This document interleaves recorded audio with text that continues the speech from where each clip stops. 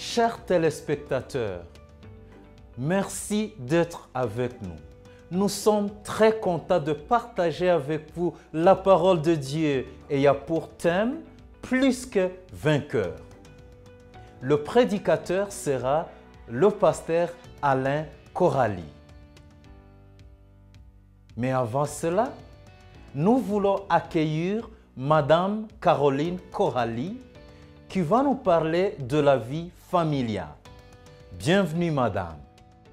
Bienvenue dans notre rubrique sur la santé. Ce soir, nous allons aborder un thème qui touche ce monde de très près, celui de l'alcool. Dans le monde d'aujourd'hui, tant de personnes trouvent leur vie si remplie de problèmes et de déceptions qu'elles sont prêtes à faire n'importe quoi pour se sentir bien. Renifler de la cocaïne, de la colle ou toute autre substance leur donnera l'illusion d'être dans les nuages et en route vers le ciel, pendant environ 20 à 30 minutes. Mais pour la plupart des gens, la drogue par excellence, c'est l'alcool. Au début, l'alcool semble si innocent, si réconfortant. Mais l'alcool est en réalité l'une des plus dangereuses drogues du monde. Il tue plus de personnes, provoque plus de maladies, gâche plus d'argent et détruit plus de familles que toutes les autres drogues réunies. Examinons ce que l'alcool fait à votre organisme. L'alcool affecte votre cerveau. Même de petites quantités d'alcool endommagent de manière permanente nos cellules cérébrales. Certaines meurent et d'autres sont endommagées. L'alcool affecte notre jugement et affaiblit notre capacité à prendre des décisions morales correctes. L'alcool affecte votre cœur. L'alcool augmente les risques de tension élevée, d'attaque cardiaque et d'endommagement du muscle cardiaque. L'alcool affecte votre foie. Parce que votre foie doit expulser l'alcool de votre sang, l'alcool affecte plus que n'importe quel autre organe de votre corps, donc le foie. L'alcool affecte votre système immunitaire. L'alcool affaiblit les défenses de l'organisme contre l'infection et la maladie. Ceci prédispose à de nombreuses maladies, y compris le cancer. Examinons maintenant les effets de l'alcool sur les autres. L'alcool est responsable de l'augmentation du taux de délinquance. Environ 2 personnes sur 3 impliquées dans un meurtre étaient sous l'influence de l'alcool. La violence et l'alcool vont ensemble. L'alcool diminue notre faculté de jugement. Il amène les gens à faire ce qu'ils auraient normalement honte de faire et il intensifie le comportement agressif. L'alcool détruit les familles et est préjudiciable à la communauté. Il est responsable de nombreux abus physiques et émotionnels, le plus souvent au détriment des enfants et des épouses. Combien de pères de famille ont dépensé leurs derniers sous en boissons alors que leurs enfants souffraient de la faim? Combien de maladies parce qu'un homme a dépensé en boissons le peu qu'il gagnait au lieu d'améliorer les conditions de vie de sa famille? Combien de personnes se détestent parce qu'elles ont fait souffrir ceux qu'elles aiment et pris un autre verre pour oublier? Souvent, les buveurs encouragent les autres à essayer juste un petit verre. Malheureusement, ce premier verre peut amener certaines personnes à l'addiction. La seule attitude raisonnable face à l'alcool est pas une goutte d'alcool. L'alcool produit tant de problèmes que nous devons l'éviter complètement. Dieu n'approuve certainement pas l'usage de l'alcool. Dans Proverbe 20, le verset 1er, il nous est dit « Le vin est moqueur, la boisson forte et tumultueuse. Quiconque s'y égare ne deviendra pas sage. » Lorsque quelqu'un se rend compte que l'alcool porte préjudice à la santé et au bonheur de ceux qui l'entourent, que peut-il faire? Il doit d'abord admettre que le fait qu'il boit de l'alcool est un problème. Il doit être honnête avec lui-même et avec les autres. Certaines personnes sont capables de prendre simplement la décision de cesser de boire de l'alcool. Plus souvent, les buveurs ont besoin d'aide et de soutien de leur famille, de leurs amis et d'autres personnes qui comprennent combien il peut être difficile de renoncer à cette habitude. Voici quelques suggestions pour mener une vie saine et sans alcool. Mangez sainement. Faites de l'exercice actif chaque jour. Demandez chaque jour à Dieu la force nécessaire pour suivre la meilleure manière de vivre. Dans la Bible, Dieu a promis de nous aider. Il nous dit, dans le livre du prophète Ésaïe, « Il donne de la force à celui qui est fatigué et il augmente la vigueur de celui qui est à bout de ressources. » Chers amis, je vous remercie pour votre écoute et je vous donne rendez-vous demain pour un autre sujet sur la santé. Bonsoir.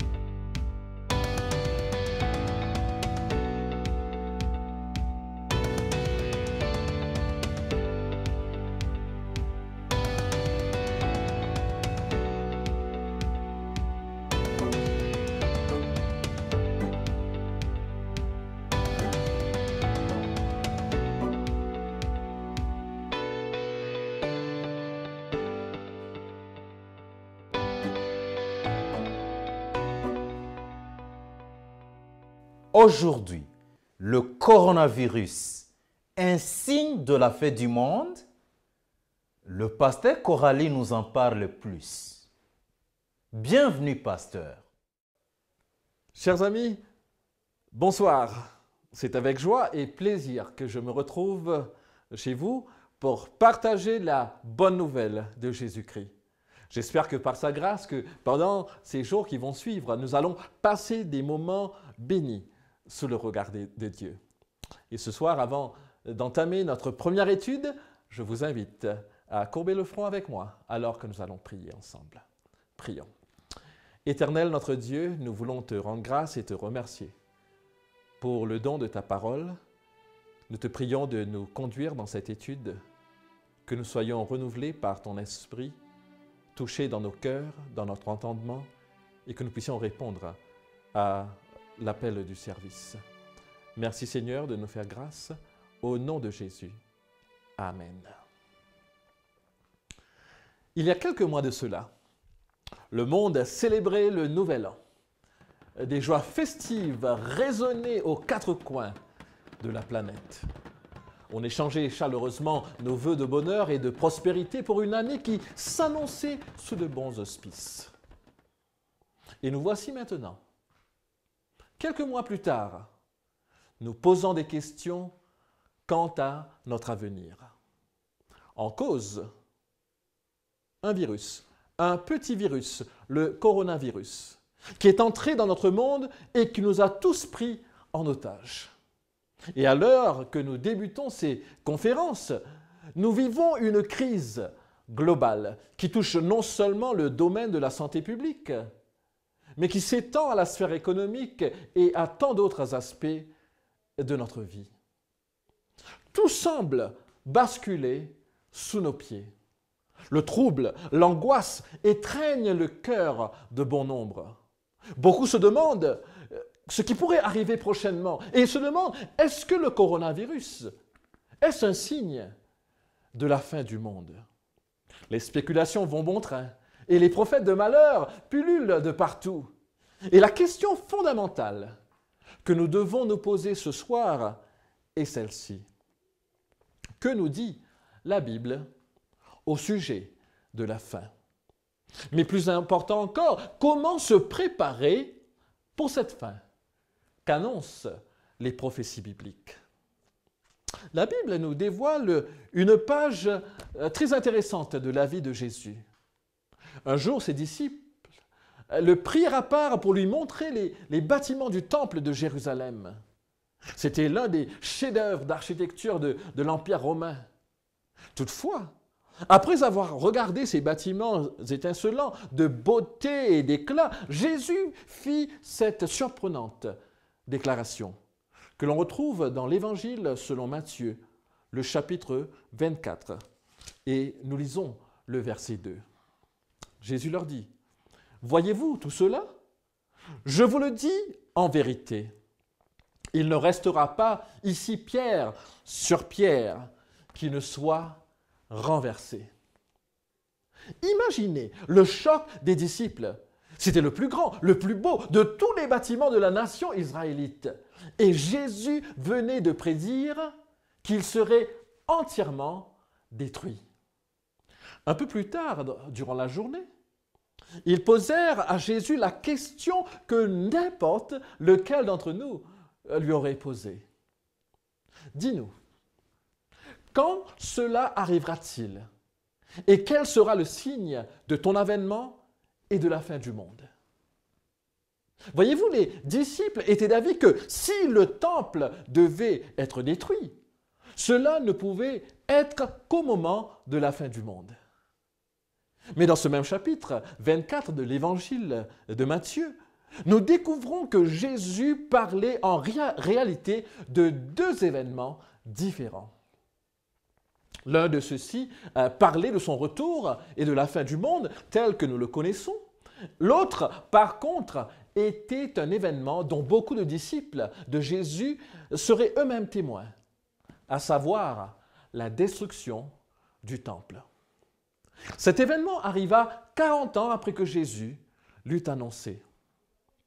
En effet, en l'an 70, une armée romaine mit fin à une révolte des Juifs en rasant la ville de Jérusalem tout en détruisant le temple, exactement comme Jésus l'avait prédit. D'où ma question. Si la prophétie du Christ concernant le temple s'est avérée exacte, ne devrions-nous pas être convaincus de l'exactitude de ces prédictions en ce qui concerne la fin du monde?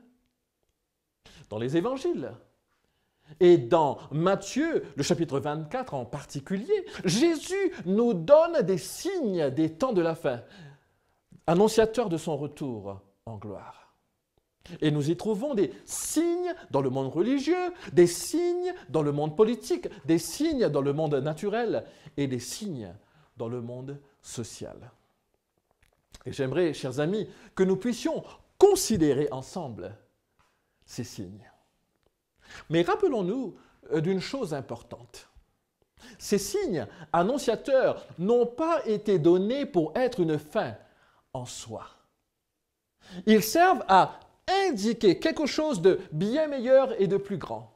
Ils fonctionnent comme des panneaux indicateurs, des panneaux d'affichage placés sur un itinéraire.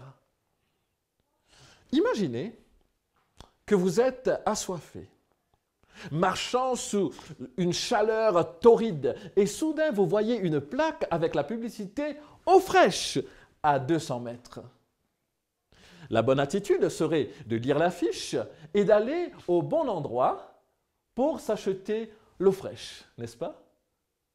Ce serait insensé que vous terminiez votre marche devant le panneau. Votre soif ne saurait pas être étanchée en regardant à l'affiche.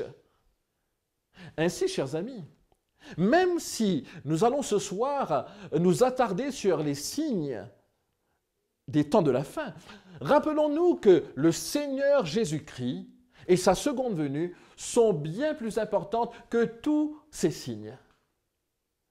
L'accent est mis sur la personne de Jésus, sur son retour glorieux. Voyons quand même ces signes, car ils nous indiquent le temps dans lequel nous vivons. Comme on le dit si bien, le chrétien doit tenir la Bible dans une main et le journal dans l'autre. Et comme nous le verrons dans un instant, l'actualité confirme les paroles du Christ. Voyons d'abord les signes dans le monde religieux.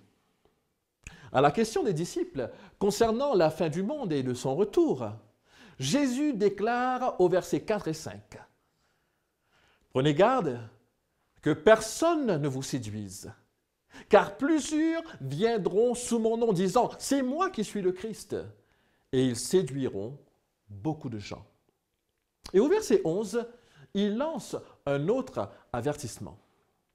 Plusieurs faux prophètes s'élèveront et ils séduiront beaucoup de gens.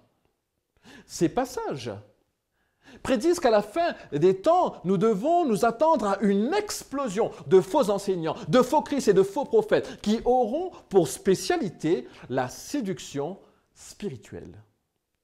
Et ils auront pour but d'éloigner le plus grand nombre de la parole de Dieu et du salut qui nous est offert en Jésus-Christ.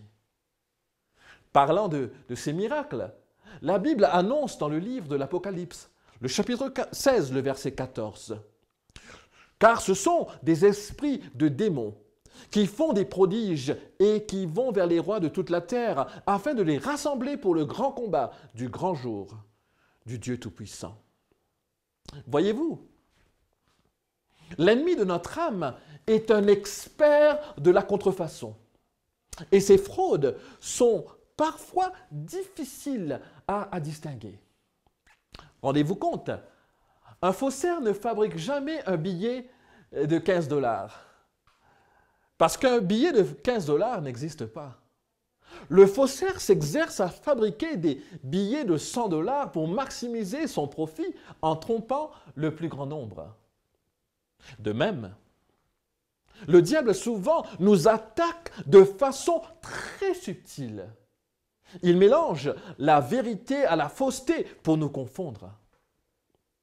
Et nous devons ainsi être sur nos gardes à ces assauts. Une goutte de poison dans un grand seau d'eau peut toujours tuer.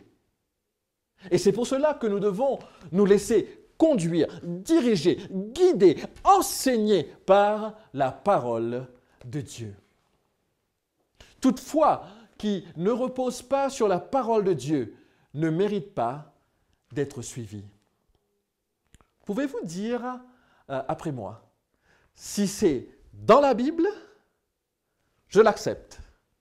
Si ce n'est pas dans la Bible, ce n'est pas pour moi. Considérons maintenant les signes dans la sphère politique. Écoutons attentivement les paroles du Christ dans les versets 6 et 7. Jésus nous dit ceci. « Vous entendrez parler de guerre et de bruit de guerre. Gardez-vous d'être troublés, car il faut que ces choses arrivent. Mais ce ne sera pas encore la fin. Une nation s'élèvera contre une nation, un royaume contre un royaume. » Chers amis, je suis certain que vous serez d'accord avec moi si je vous disais que la paix et la sécurité sont une denrée rare dans notre monde. Les deux pires guerres de l'histoire se sont produites durant le XXe siècle. La Première Guerre mondiale a causé plus de 15 millions de morts. La Deuxième Guerre mondiale a causé plus de 60 millions de morts. Et bien que le monde ait cru que la violence et la haine avaient pris fin avec ces deux terribles guerres, il y a encore aujourd'hui des conflits et des affrontements, des guerres partout dans le monde. Au fait, la situation mondiale s'est empirée considérablement. Le monde est maintenant entré dans l'ère des armes de destruction massive. Nous vivons présentement sous la menace chimique et nucléaire. Les dépenses militaires mondiales n'ont cessé de croître depuis 20 ans. Selon le Stockholm International Peace Research Institute, le monde a consacré l'an dernier 1917 milliards de dollars aux armées. Il semble que le monde soit devenu fou. Mais Jésus nous dit, gardez-vous d'être troublés. Il n'y a pas lieu de paniquer. Oui, parce que Dieu est toujours assis sur son trône. Il a le contrôle des événements. Il est toujours le Dieu souverain. Il ne laissera pas l'homme s'autodétruire. Il interviendra avant qu'il ne soit trop tard. Chers amis, même si nous vivons dans un monde en proie aux conflits, en proie aux guerres répétées, Jésus nous promet que nous pouvons avoir la paix en lui, si nous fixons nos regards sur lui. Et il nous fait la promesse dans Jean 14, le verset 27.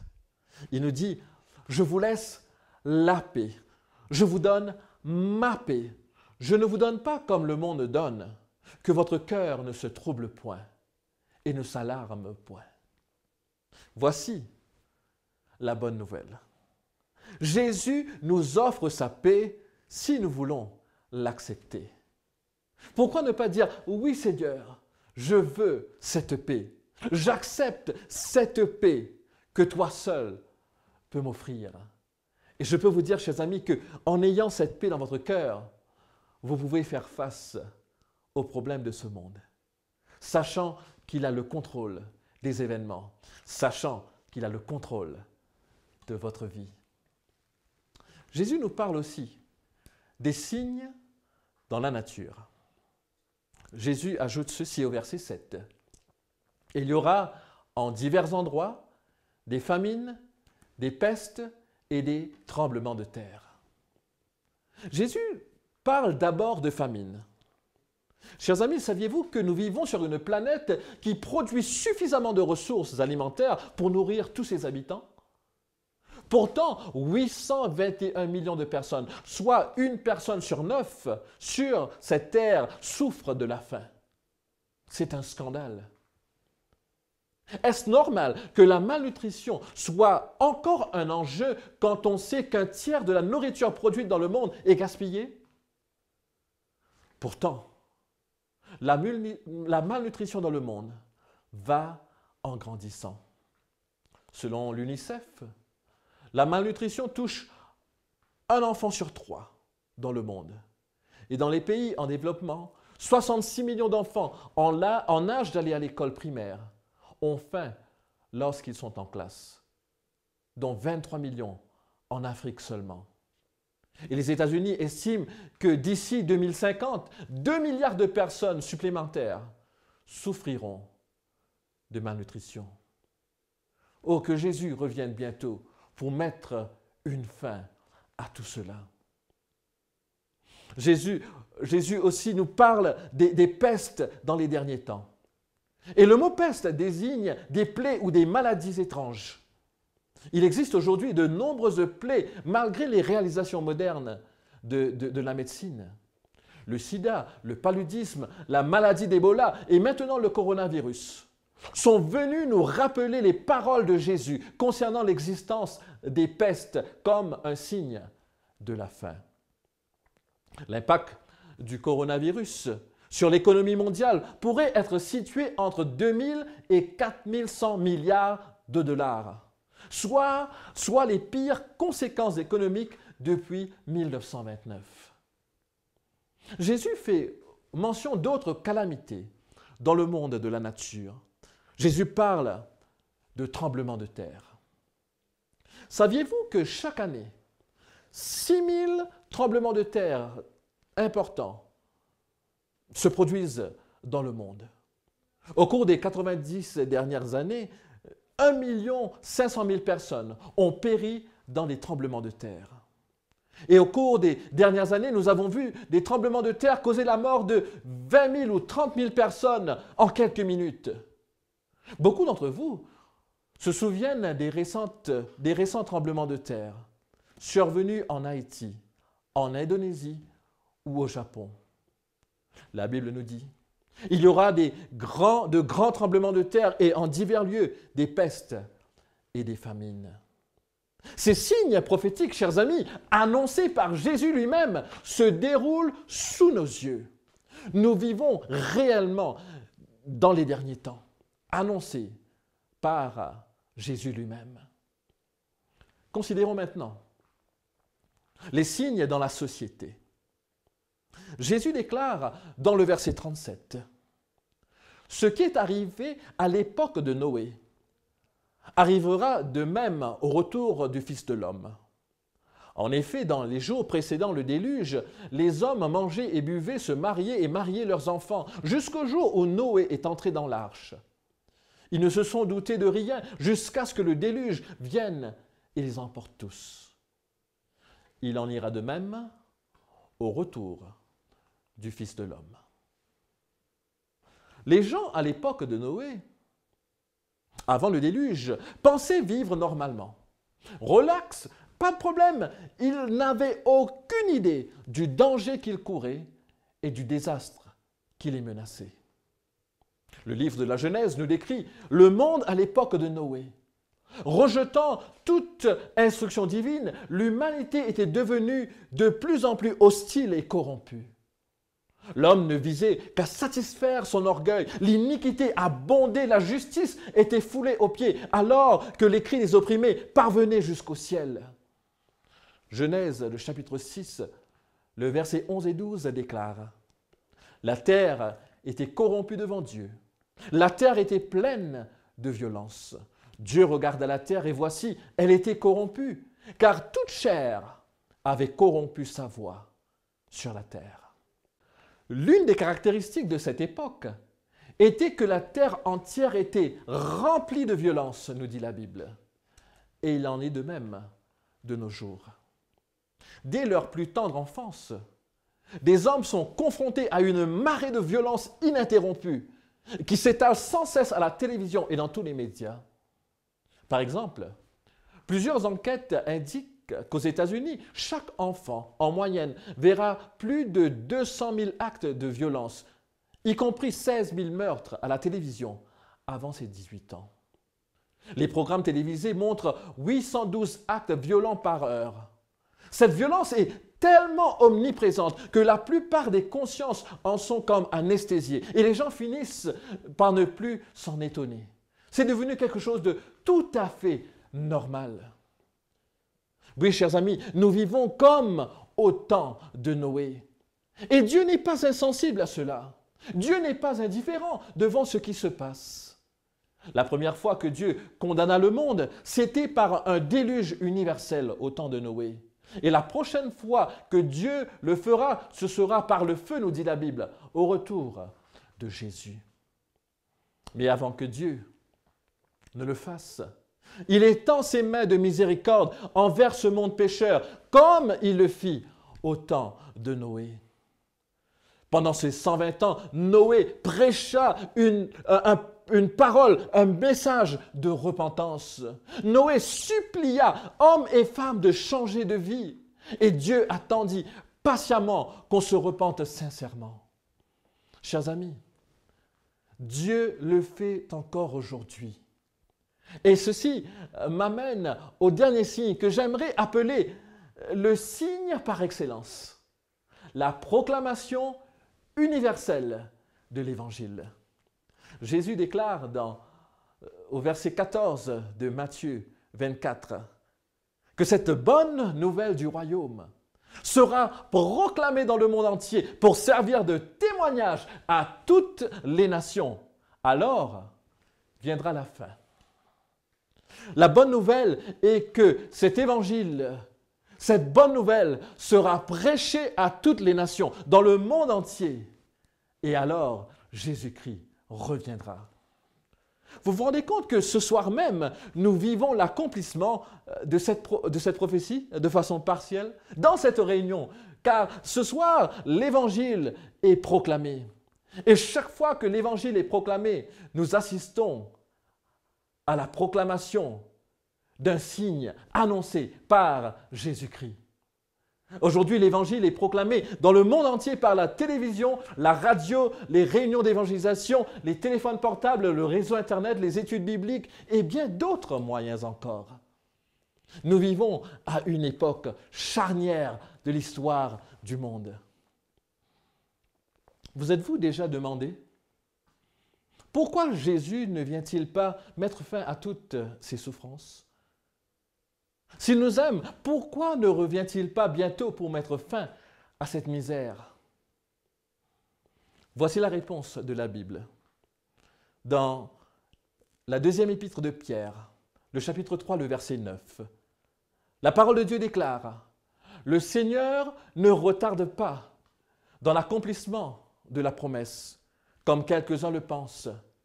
Il est patient envers vous et il ne souhaite pas que quelqu'un se perde. » Chers amis, Dieu a un problème. Et ce problème s'appelle le problème du péché. Le péché règne dans ce monde et règne dans notre cœur. Et notre Dieu est patient et dans son grand amour, il veut que personne ne soit perdu. Et c'est pour cela